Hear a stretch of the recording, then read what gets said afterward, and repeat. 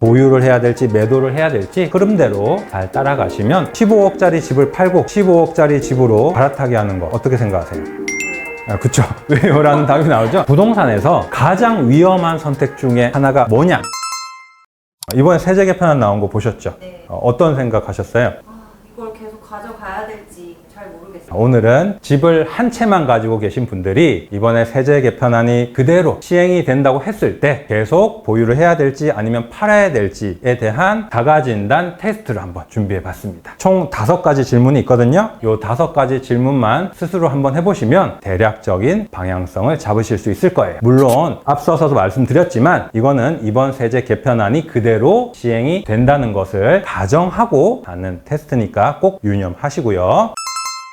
자, 제가 준비한 자가진단 테스트, 여기 간이의사 결정판이라고 되어 있죠. 총 5가지의 질문이 있습니다. 자, 첫 번째 질문입니다. 종부세 과세 대상인가에 대한 질문입니다. 만약에 시세가 한 15억짜리 집이 있어요. 이건 이제 종부세를 내야 될까요? 안 내도 될까요? 내야 될 것 같아요. 꼭 그렇지는 않을 수 있다. 자, 이번에 세제 개편안에서 이 얘기가 나왔죠. 실거주 하느냐 비거주 하느냐에 따라서 차이가 있다. 1주택자인데 실거주 하시면 공시가격이 14억을 초과할 때만 종부세를 내는 거고요. 이게 시세로는 한 20억 정도 된다고 하죠. 1주택이 있는데 내가 거주 안 해. 전세 주고 있어. 이런 분들은 공시가격이 9억만 넘어도 종부세를 납부해야 됩니다. 시세로는 약 13억 정도가 된다고 하죠. 자, 그래서 한 시세 15억짜리 집이 있다고 했을 때 거주하시는 분은 종부세를 안 내도 되는데 거주 안 하시는 분들은 종부세 과세 대상이 될 수가 있다라는 얘기입니다. 자, 그러면 내가 만약에 종부세 과세 대상이냐 아니냐에 따라서 선택지가 나뉘게 되겠죠? 자, 그럼 다음 질문을 한번 넘어가 볼까요?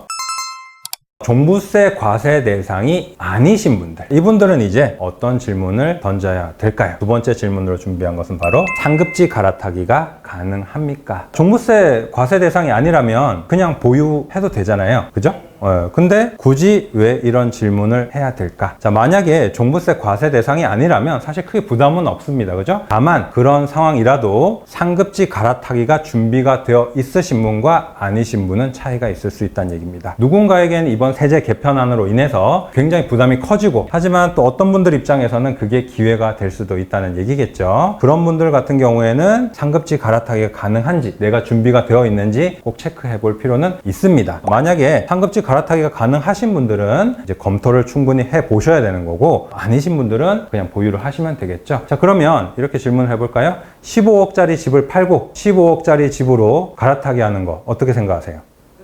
그쵸. 왜요? 라는 답이 나오죠. 자, 그러니까 상급지 갈아타기라고 말씀드린 이유가 그겁니다. 15억짜리 집을 팔고 굳이 15억짜리 집으로 이동할 이유가 없잖아요. 그래서 이 상급지 갈아타기가 준비가 되어 있다는 얘기는 적어도 내가 중개수수료나 세금이나 이런 걸 다 내도 나머지 여유자금이 있어서 상급지로 갈 수 있는 경우를 얘기하는 거겠죠. 자, 그래서 종부세 과세 대상이 아니신 분들 중에서 만약에 내가 지금 상급지 갈아타기가 준비가 되어 있다, 이런 분들은 갈아타기를 검토해 보시면 좋을 것 같다는 얘기고요.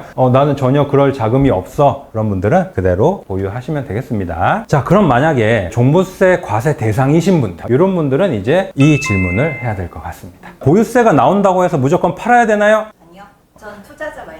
자, 근데 이 질문을 왜 드려야 되냐면 이런 경우가 있을 수 있잖아요. 이제 은퇴를 했어요. 이제 뭐 현금 흐름이 전혀 없어. 근데 예전에 매수해서 그동안 쭉 살았던 집이 지금 시세가 뭐 강남에 있는데 한 40억 정도 돼. 자, 그러면 이분은 당장 종부세가 엄청 나올 텐데 이분 입장에서는 생각이 좀 다를 수 있잖아요. 그래서 보유세가 본인에게 부담이 되는지부터 먼저 체크를 해보자는 얘기입니다. 그럼 보유세가 부담이 되시는 분들은 이제 팔면 될까요? 그런 쪽으로 생각을 할 것 같아요. 아마 그러시겠죠? 자, 어르신들. 그렇죠. 네. 자, 근데 여기서 한 가지는 더 질문을 하고 넘어가야 될 것 같습니다. 바로 어떤 질문이냐면 납부 유예가 가능한지에 대한 부분이에요. 자, 이번에 세제 개편안에서 나온 내용 중에 또 한 가지 우리가 주목해 볼 게 있습니다. 원래도 종부세가 납부 유예 제도가 있습니다. 당장 내가 세금이 많이 나왔는데 낼 돈이 없어요. 그러면은 이런 약속을 할 수 있습니다. 내가 나중에 이 부동산 처분하고 그때 한꺼번에 낼게요 라는 약속을 할 수 있는데, 일정한 요건에 맞다면요. 자, 이번에 세제 개편안에서 뭐 그거에 조금 더 확대됐다는 얘기입니다. 그래서 납부유예가 가능하신 분들, 고령자고 뭐 1주택만 있고 이런 요건들이 있는데, 그런 분들은 이제 검토를 해 보셔야겠죠. 그게 아니신 분들, 납부유예가 안 되네, 보유세도 부담이 되고 근데 납부유예도 안 되네, 그런 분들은 이제 어떻게 해야 되느냐? 네 번째 질문으로 이동을 해야 됩니다. 자, 근데 네 번째 질문으로 바로 이동하기 전에 우리가 하나 살펴보지 않은 게 있어요. 보유세 부담이 안 되시는 분들이 아까 있을 거 아니에요. 종부세 과세 대상입니다. 근데 이분은 현금흐름도 괜찮고 자산도 많이 있어서 보유세 부담은 안 되시는 거죠. 그러면 이제 그냥 들고 있으면 되겠네요. 네. 그죠?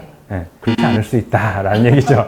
여기서 이제 굉장히 많이 꼬이게 됩니다. 그러니까. 자, 여기서 뭘 이제 따져봐야 되느냐. 자, 이번에 보유세만 올라가는 게 아니잖아요. 또 뭐가 올라가죠? 근데 양도세가 어떤 방식으로 올라가냐? 원래 1주택자는 비과세가 가능하기 때문에 양도세 부담이 적었는데 이번에 비과세가 되더라도 양도세 부담이 커질 수 있다라는 얘기입니다. 이게 이제 세제 개편안에 나왔다는 거죠. 장기 거주 공제 페널티를 받느냐? 이게 이제 중요한 상황이 됐다는 얘기입니다. 자, 이 장기 거주 공제 페널티라는 게 뭐냐? 자, 원래 우리가 1주택자라면 장기 보유 특별 공제라고 해서 10년 동안 내가 거주 및 보유를 했다. 그러면 장기 보유 특별 공제를 80%를 받을 수가 있었죠. 그래서 이 1주택 비과세를 받더라도 고가주택 같은 경우에는 원래 12억 이상에 팔면 완전히 비과세는 안 됐단 말이에요. 하지만 거기에 대해서 80% 장기 보유 특별 공제를 받아서 낼 세금이 굉장히 줄어드는 이런 효과를 적용할 수가 있었어요. 근데 이번에 그 장기 보유 특별 공제를 보유는 아예 없애버린 거죠. 그리고 그거보다 더 심각한 게 있습니다. 28년에 이 장기 보유 특별 공제의 한도를 설정해 버렸어요. 28년에는 20억까지만 공제를 해주고 29년부터는 10억까지만 공제를 해줍니다. 제가 이걸 왜 이렇게 장황하게 설명을 하느냐? 이건 이제 중요한 내용이니까 그런 거예요. 좀 극단적으로 또 예를 들은 게 좋을 것 같은데, 자, 29년부터는 이런 상황이 되는 겁니다. 예를 들어 볼까요? 한 10년 전에 강남에 아파트를 산 거예요. 한 10억에 샀어요. 근데 그 아파트가 지금 50억을 한다고 칩시다. 근데 이분이 만약에 10년 동안 거주를 했다 하더라도 29년도가 되면 장기 보유 특별 공제를 10억까지밖에 못 받는 거예요. 10년 동안 거주한 15억에 사서 지금 50억이다 하면 양도 차익이 35억 정도 되잖아요. 근데 물론 여기서 이제 비율대로 계산하기 때문에 35억에 대해서 세금을 내는 건 아니지만, 만약에 양도 차익 자체가 30억 정도 된다고 칩시다. 그러면 여기서 80%를 공제를 받으면 세금을 내야 되는 게 6억에 대해서만 내면 되는데, 그게 29년도에는 10억까지밖에 공제를 못 받는다는 거예요. 그러면 6억에 대해서만 세금을 내면 됐었는데 29년이 되면 20억에 대해서 양도세를 내야 되잖아요. 양도세가 엄청나게 커지겠죠? 그러면 이런 페널티를 받으시는 분들은 보유세 부담이 안 되더라도 양도를 고려해 볼 필요가 있다는 얘기가 되겠죠. 그래서 만약에 내가 장기 거주 공제 페널티를 받는다라고 하면 이제 네 번째 질문으로 넘어가는 거고요. 나는 장기 거주 공제 페널티 없어요. 이런 분들은 그대로 보유하셔도 된다는 얘기입니다. 보유가 가능하지 않으신 분, 그리고 보유세 부담은 안 되지만 장기 거주 공제 이제 페널티를 받으시는 분들, 이렇게 정리를 할 수가 있겠네요. 다음 질문은 뭐냐? 바로 비과세 요건이 충족되느냐죠. 자, 이런 분들 같은 경우에는 우리가 정리해보면 팔아야겠네요. 그죠? 납부유예 안 돼. 보유세 엄청 내야 되고, 나는 보유세 부담은 없는데 낼 수 있어. 근데 앞으로 양도세가 내가 페널티가 너무 심각해. 그럼 이제 팔아야 되잖아요. 다만 마지막으로 이건 확인하고 가자는 거예요. 비과세가 되느냐 안 되느냐. 왜? 비과세가 안 되면 또 세금을 두드려 맞으니까. 만약에 비과세가 안 된다, 어떨 것 같으세요? 진짜 진퇴양난일 것 같아요. 그래서 이번에 이 세제 개편안이 욕을 많이 먹는 거예요. 왜? 이 세제 개편안은 가만히 있어도 두드려 맞고 팔려고 해도 두드려 맞는다는 얘기예요. 이런 앞으로 질문을 이렇게 해와서 결국에는 네 번째 질문까지 와서 비과세 요건이 충족됩니까? 라는 질문을 던졌는데 NO! 비과세가 안 되네? 그럼 제가 재검토라고 써놨지만 사실은 이분은 이제 욕을 막 하고 있겠죠. 이게 진짜 심각한 겁니다. 저는 사실 이번 세제 개편안이 절대 이대로 통과될 리가 없다라고 생각을 합니다. 하지만 만약에 통과가 된다면 이라는 가정을 하고 지금 이제 얘기를 드리는 겁니다. 자, 근데 만약에 이제 여기까지 와서 비과세 요건이 충족된다. Yes. 그러면 이제 빠져나갈 구멍이 한 번 더 생긴 거죠. 자, 그러면 다섯 번째 질문으로 이동을 하는 겁니다.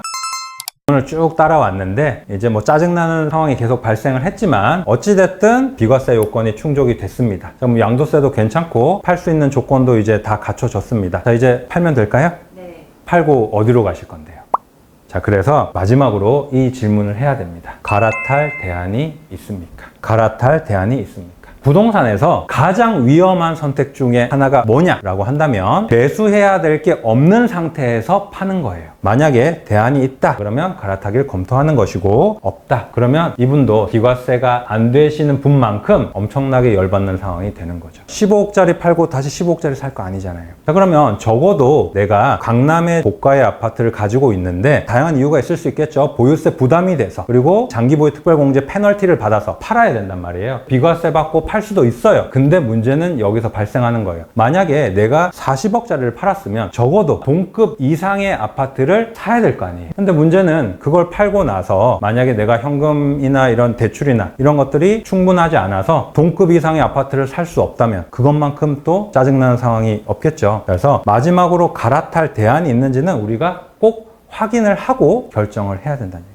다행스럽게도 만약에 대안이 있다 그러면 갈아타기 검토해야겠죠. 뭐 예를 들어서 반포의 아파트를 가지고 있어요. 내가 현금 흐름이 괜찮아. 그래서 압구정을 갈 수 있다. 그럼 갈아타기 하면 되죠. 자, 그런데 그게 아니신 분들은 이제 거의 반강제적으로 이주해야 되는 상황이 되는 겁니다. 이제 내가 은퇴도 했어요. 현금 흐름도 그렇게 많지 않아요. 보유세 부담도 되네. 근데 납부 유예도 안 돼. 그럼 이런 분들은 갈아탈 대안이 없잖아요. 친구도 서울에 있고 병원도 서울에 있고 내가 그동안 생활해온 모든 것들이 서울에 있는데 귀향이라는 거는 터전이 어느 정도 이제 고향에 마련이 돼 있는 경우를 얘기하는 거고, 뭐 지방에서 이제 상경을 해가지고 3, 40년을 서울에서 살았으면 이건 이제 귀향이라고 볼 수는 없지 않습니까? 귀향이 아니라 귀양이죠. 2026년 세제 개편안 기준 간이 의사 결정판입니다. 자, 1주택자분들이 만약에 이 세제 개편안이 이대로 통과가 됐을 때 보유를 해야 될지 매도를 해야 될지 이 표의 흐름대로 잘 따라가시면 또 결론을 얻으실 수 있을 거예요. 이 영상을 보신 분들은 보유 유지에 답이 나오셨을 수도 있고 갈아타기 검토에 답이 나오셨을 수도 있겠죠. 재검토가 나왔는데 어떻게 하라는 거죠? 재검토가 나오신 분들은 재검토는 제가 원래 뭐라고 쓰려고 했냐면 대안이 없다. 이거는 만약에 재검토가 나오신 분들은 진짜 짜증이 엄청 나셨을 겁니다. 재검토가 사실은 이 세제 개편안으로 인해서 제일 크게 지금 피해를 보시는 분들이 아닌가. 1주택자라도 말입니다. 집 하나 가지고 있는 게 무슨 죄라고. 자, 이 표를 통해서 대략적으로 내가 어떤 상황인지를 우리가 판단을 해 보셨으면 좋겠다. 나는 어디서 멈췄는지 댓글로 남겨주시는 것도 서로 의견 나누는데 도움이 될 것 같아요. 자, 이번 세제 개편안을 보시고 화가 나시거나 불안한 마음이 드시는 것 충분히 이해를 합니다. 하지만 부동산에서 이 감정보다 훨씬 더 중요한 것이 있죠. 바로 정책이 바뀌었을 때 내가 정확하게 어떤 위치에 있고 또 어떻게 대응해야 되는지, 이것이 더 중요하다고 할 수 있겠습니다. 자, 그리고 또 한 가지 중요한 것, 이번 세제 개편안은 아직까지 확정된 것은 아닙니다. 그래서 우리가 이번 세제 개편안이 어떻게 법이 바뀌는지 끝까지 주시해 볼 필요가 있겠고요. 자, 앞으로 다주택자나 또 무주택자 이런 분들은 어떻게 대응해 나가야 할지에 대해서도 한번 좋은 컨텐츠를 준비해 보도록 할 테니까요. 좋아요, 구독 부탁드리겠습니다. 감사합니다.